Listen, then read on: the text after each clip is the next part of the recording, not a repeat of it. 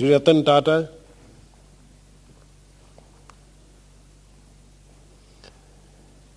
Sudha Murthy ji, distinguished invitees, a large number of old friends and colleagues whom it's been a privilege to meet after so many years. And I understand there are quite a few students whom I love to talk with. Thank you very much for coming. And I believe it's a great honor to speak on this particular occasion. It's the birthday of that great builder of institution, an embodiment of restrained aggressiveness, and a superbly civilized human being who persisted in remaining so in spite of the darkening clouds that kept engulfing the country and the world. The industrial world has seldom thrown up a personality as rich in texture as J.R.D. Tata was. It's a privilege to have come in contact with him. यार ये थोड़ी बत्ती जल सकती है hall की? I can't talk without looking at people. Can you raise the light level a little bit? Does it take very long to raise the light? जब आंख से आंख ना मिले तो क्या होगा? Is it illegal? और चाहिए यार, दिखते नहीं हैं, इतने प्यारे प्यारे लोग बैठे, बस ठीक है। मजा आया ना? The position of a research student at TIFR was the only job I ever sought. I cannot imagine a better beginning of a career. If I am given another life, and if the TIFR is still around, I would like to come back as a research student here. Provided, of course, I am accepted. I understand that the competition is getting very tough. Why should one be so sentimental about one's beginnings? After all, there are many wonderful places around the world. But that I belong to the world only after my belonging with the earth, the smells, the trials, the problems and the dreams of this land.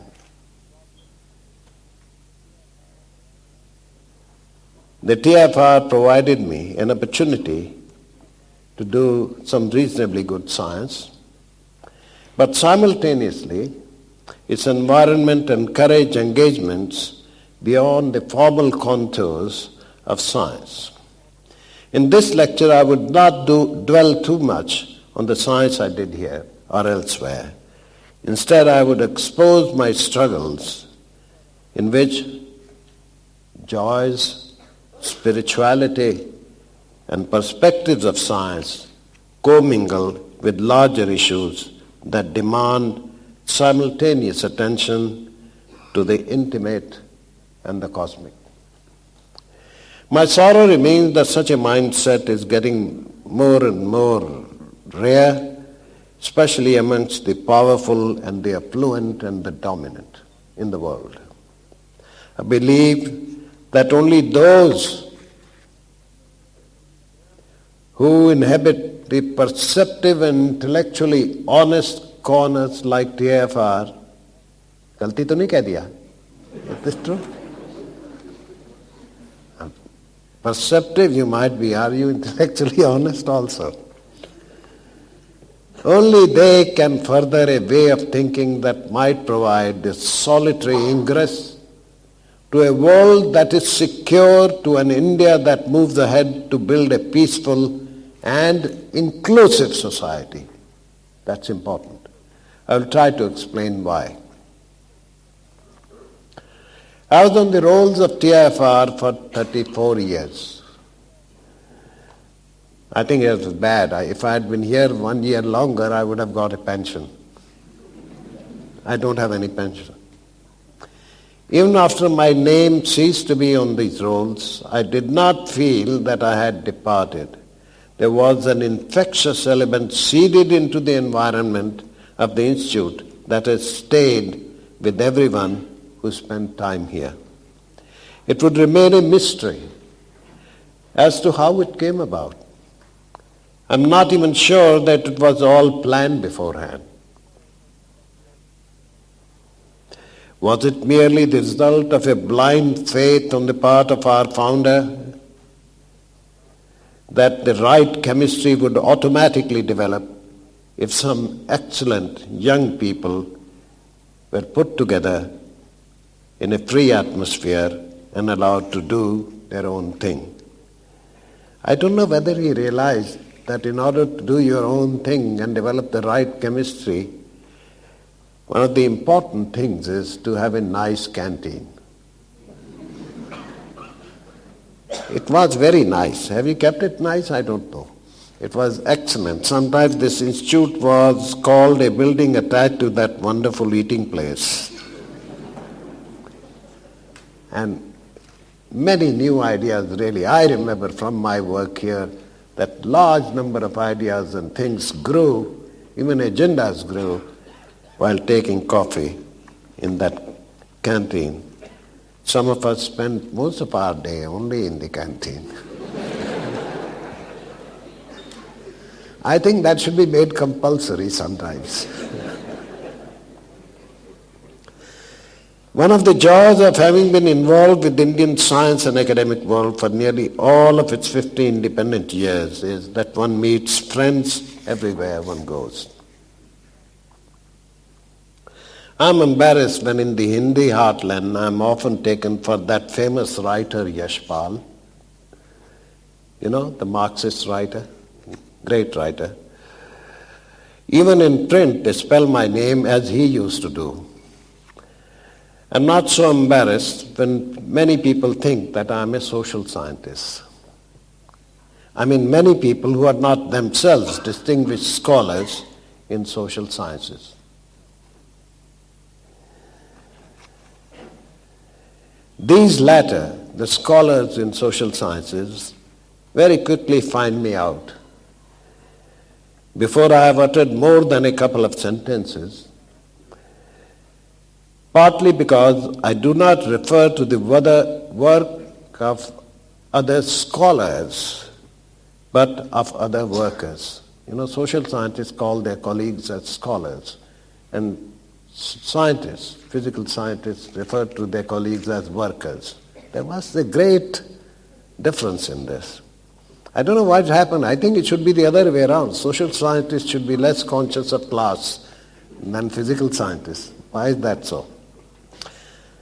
I hope you would discern the temperament of a worker in what I am going to say today in this magnificent hall full of academics and scholars. So let me get into this. At somewhere, just choosing one place. The title, as you know, is rather strange. Science with Engagement and Passion. Normally you don't talk of passion while you're talking of science, but I will. Towards the end of 1972, I was invited by Dr. Satish Dhawan to help organize the Space Application Center, building on a number of application-oriented units of the Indian Space Research Organization in Ahmedabad, and adding a few more. This was my transition, temporary I thought at that time, to becoming a space technologist and simultaneously some sort of a social scientist. Now, why a social scientist? The most important task was to concretize the dream of Vikram Sarabhai and get ready for the satellite instructional television experiment. I see a lot of young people here who probably never heard about this. It was felt that space age is coming and it will be possible to send signals everywhere using satellites. And it might even be possible to broadcast television signals while using satellites so that you could overcome the curvature of the earth, and with the satellite you essentially could change the geometry of the earth from being spherical to straight. Otherwise signals don't penetrate more than a few tens of kilometers. And so Sarabhai said, it's a marvelous opportunity in our country. There is no signal in many places. There are no educational facilities. There is no infrastructure. We can bridge the gap of decades if we were to go via satellite and begin to use satellites, television for education and development. It's also perhaps not realized by most Indians, young people particularly, that at that time there was no satellite television anywhere in the world. In a sense, India was the first country to have satellite television, and that only for rural areas. These chicken mesh antennas which you see in large numbers were first built here and spread into thousands of villages, the most backward villages, with an audacious plan that you will be able to dispense education and development sitting in Delhi and Ahmedabad. We had only two television stations at that time, Delhi and Bombay, who had 1 to 2 hours of television programs. We didn't have television producers. We didn't make solid-state TV sets. In fact, they were very rare in the world itself. And here we wanted to do all this only in villages, in fact not allowing the city people to see that television programs which were produced at that time. I don't think many advertisers came to advertise their goods there. I don't know, how would you advertise a Mercedes car to the backward villagers who came in hundreds and thousands and sat around one television set to listen to your programs? Anyway, this was a tremendous kind of a dream which one wanted to make happen. We didn't have the technology, we didn't know how to make programs, we had no studios. In Ahmedabad, we had mainly engineers who had to learn to build the television technology, who had to learn to change inexpensive video cameras in such a way that you could use them for broadcasting, in spite of the objections of the broadcasting ministry that they were not proper cameras, because you wanted to make programs all over the place. But simultaneously, we felt that there was a future being built here, and if we design equipment, it has to be such that it can be maintained within the country, that it's inexpensive, and that hundreds of thousands of villages could be covered by that. And we couldn't buy any systems from anywhere, not even from abroad, because nobody else was making it. And we didn't want to buy things from abroad, we want to build them ourselves. So a number of ground stations, larger stations had to be built and designed and built. Large number of these chicken mesh antennas had to be designed and built. Solid-state television sets had to be designed and built. And most of all, many other things. Besides that, I want to tell you a story of the low noise amplifier which goes on top, or at the focus of the antenna. The so-called front-end converter also had to be designed and built.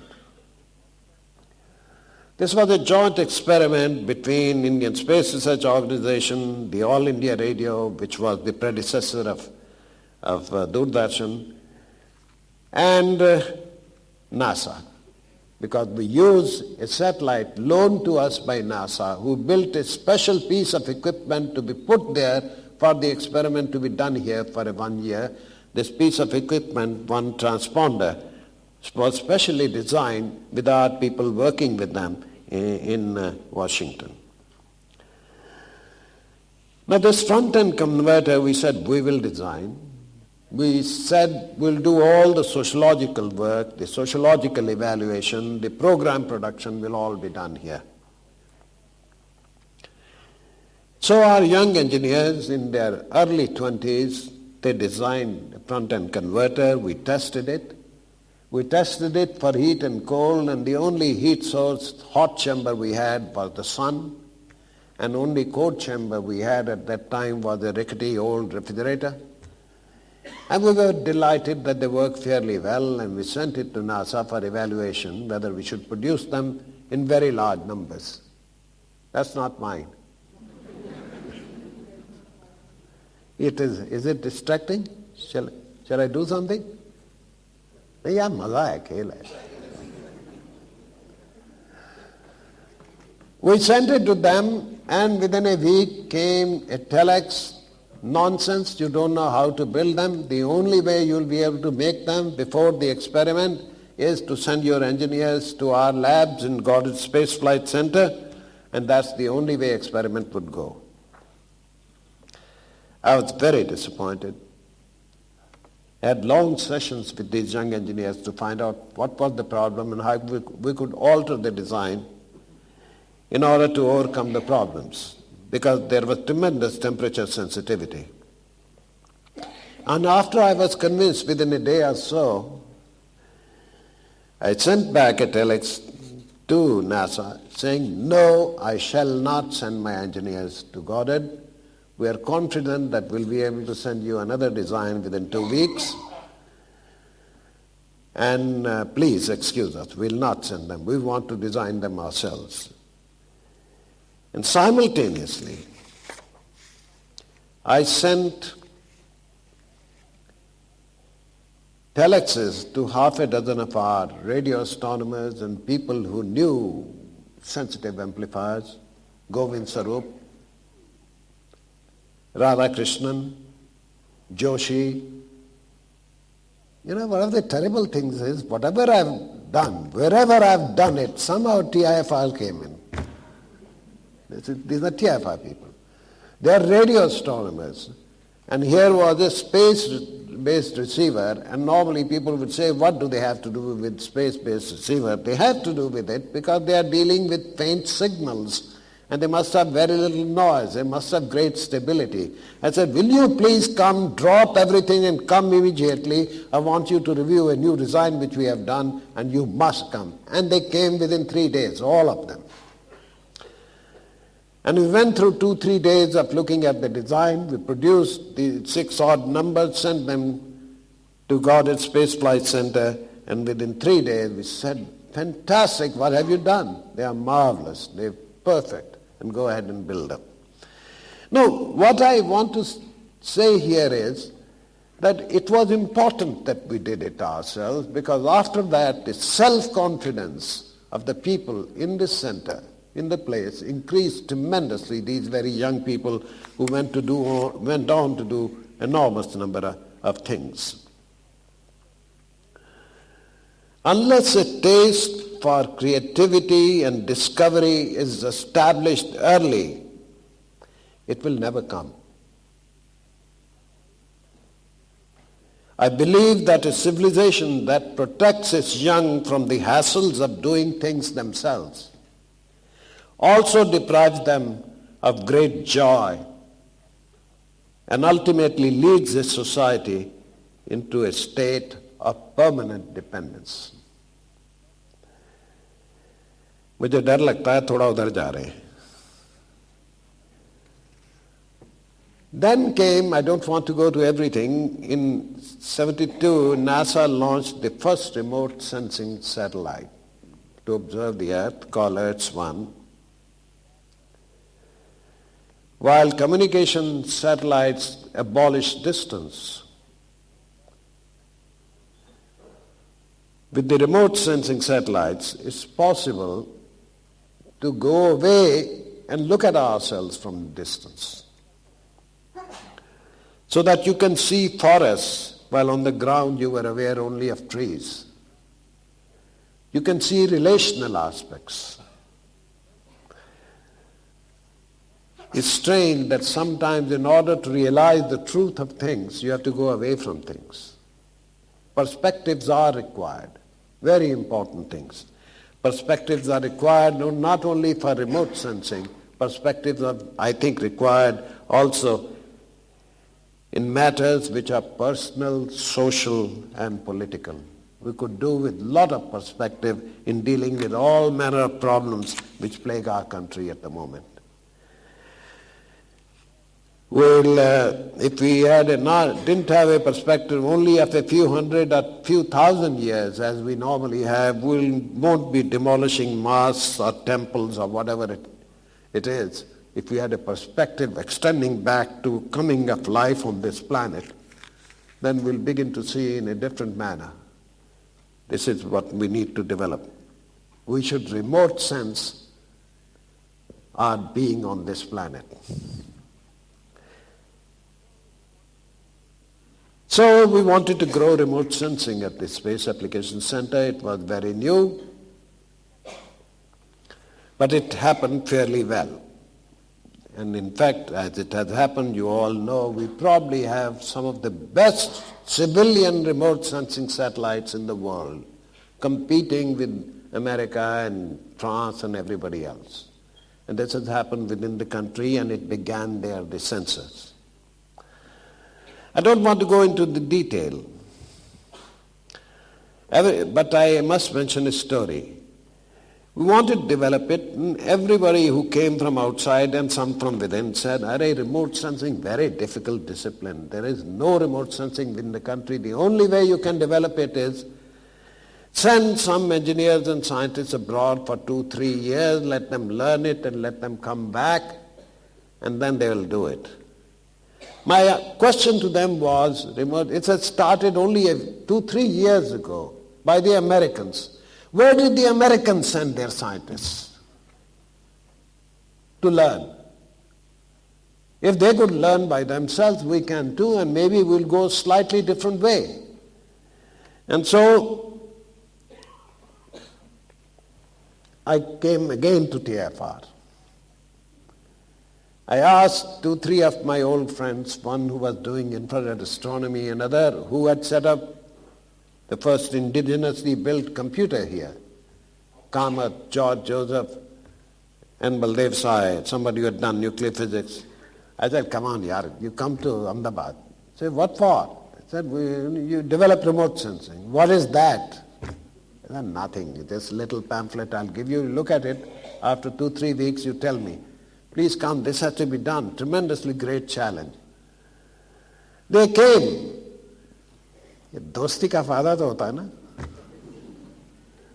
They came, and aren't we grateful that they came, because that is really was the beginning of meaningful remote sensing, and that is why coupled with the sociological orientation of the center with the communication things, I can say with confidence that the remote sensing program of India is perhaps the most balanced program in the world, with the sociological application aspects mixed with high quality technological performance. And that couldn't have happened without lots of people working together. By now you must be aware of my allergy against standardized training programs so patronizingly offered by some well-meaning agencies. By their very nature, they can take you only thus far and no further. In creative fields, there is no alternative to starting on your own, making your own mistakes. If any of you has never made a mistake, I can tell you, will never get far. So tell a lie and say that you have made mistakes.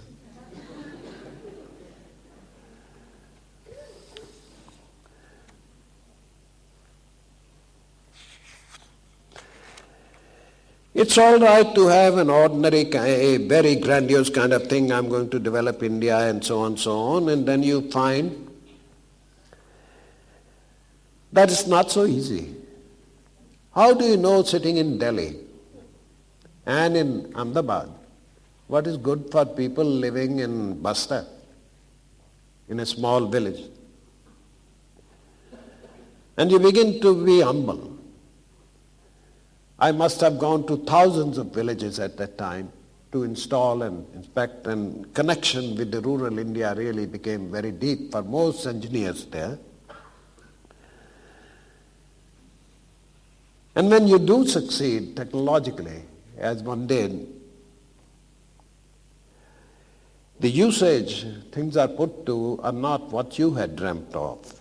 Even your successes get largely appropriated for purposes that are routine and ordinary, sometimes even profane. I hope something of value has remained. Somebody asked me, a foreign correspondent at that time, what kind of television do you want to have in the country? I mean, I was not a normal television person, but anyway, it was in England or somewhere. And we have a great deal of respect for BBC. But I said, I'll be terribly, terribly unhappy if our television becomes just like BBC. Because the objectives ought to be different, we ought to be elsewhere. But unfortunately, we've gone beyond BBC and we become some, I don't know what.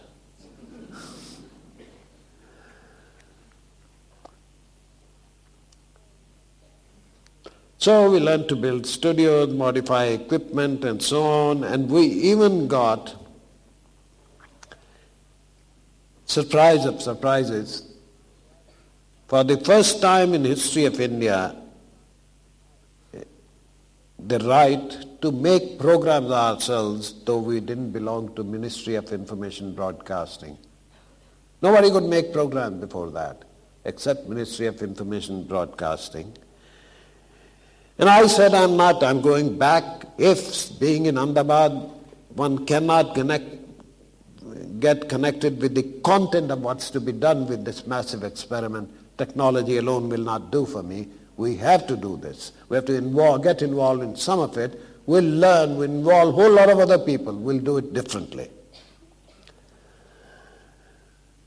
And then the special thing came that science programs had to be made, and it was easy for them to agree that you make the science programs.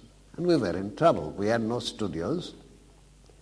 We didn't know how to make programs.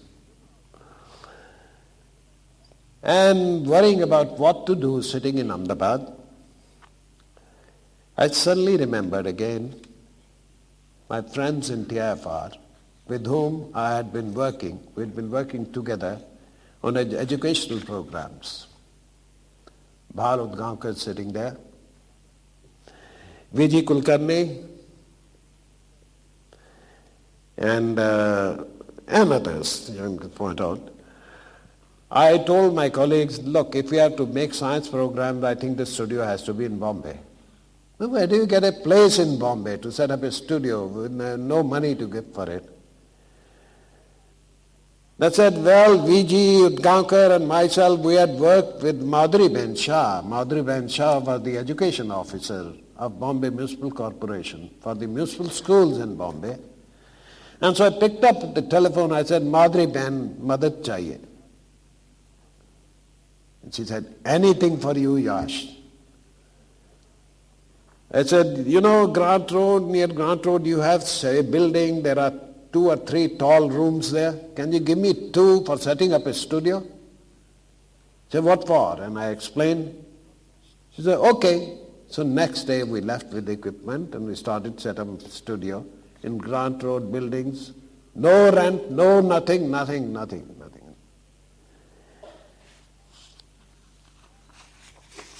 And the studio was set up. And a whole lot of people then came. We got fresh people from the Film and Television Institute to become the producers and directors. We had other friends like M.S. Satyu, Deena Pathak, her daughters Ratna and Supriya, Habib Tanveer, whosoever you went to, we need help. Come on, new ways of doing things. And it's amazing how many people felt that grateful that you asked them. It was not a question of really giving them anything. Somehow the passion, the involvement in this was of a nature that people wanted to be partners in this, no matter what they had to contribute. And I must say, the involvement of not only people I mentioned, all kinds of other people. You don't realize, I already said a good canteen is a nice thing. Many of the scripts of the science program were discussed and honed and cleaned up in the West Canteen of the IFR, involving these people and the producers and others out there.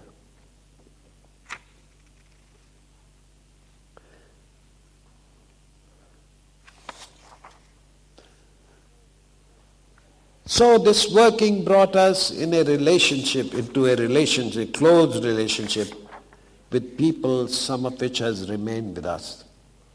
In point of fact, the real motivation was provided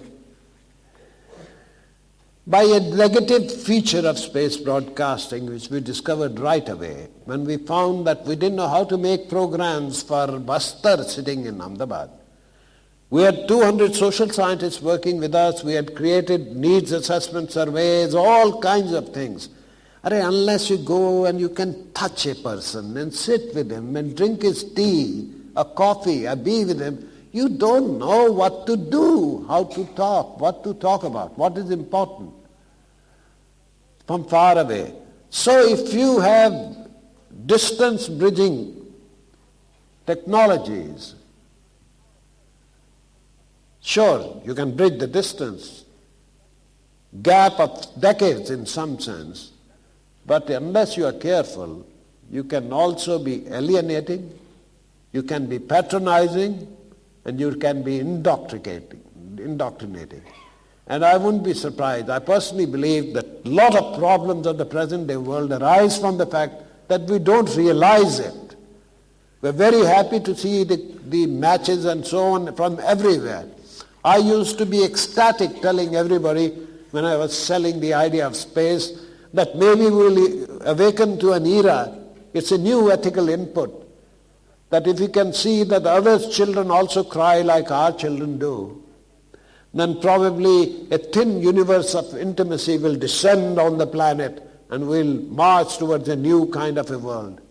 Just the opposite has happened. Because we have not been sensitive to the fact that intimacies matter. And we learned that during that experiment, because in order to test it, we did set up a transmitter 50 kilometers from Ahmedabad, where local programs were made by people themselves with small cameras around their problems. We evaluated those programs. They also got the programs via satellite, and we found that those programs somehow came through fresher, had more meaning, really made a bigger difference. If they were coupled with the outside program, by themselves they would have made the people very parochial. And we came quickly to the conclusion that unalloyed distance knowledge, it can be dangerous, can be bad. What you need to do is intimate knowledge, intimate information combined with the distant knowledge, and if you combine it judiciously, you get something wholesome. You may say, what were you doing? You were a scientist, a physicist, engineers, and there were others who were like that. Why you worry about this? We worried about this. Not only that, we sat down and said we shall make a design of the future system of the country. We designed low power transmitters, not high power, low power transmitters with a range of only 20-30 kilometers. And then said these low power transmitters should provide the intimacy, and interconnection via satellite should provide the window to the country, to the state, and to the world. And you combine this, and that shall be the system. Hardware elements were designed, software were tested and proved, and this is what we offer to the country for the operational satellite system. Thousands of these low power transmitters have been built, they are in place, but hardware alone does not change the things. People are afraid of giving to schools and colleges and panchayats and so on, and so they are enslaved. People in power don't like it, administrators don't like it, and I'm sorry to say that advertisers don't like it. If you break it up, advertisers also brainwash. Advertising is nothing but brainwashing. of a different kind.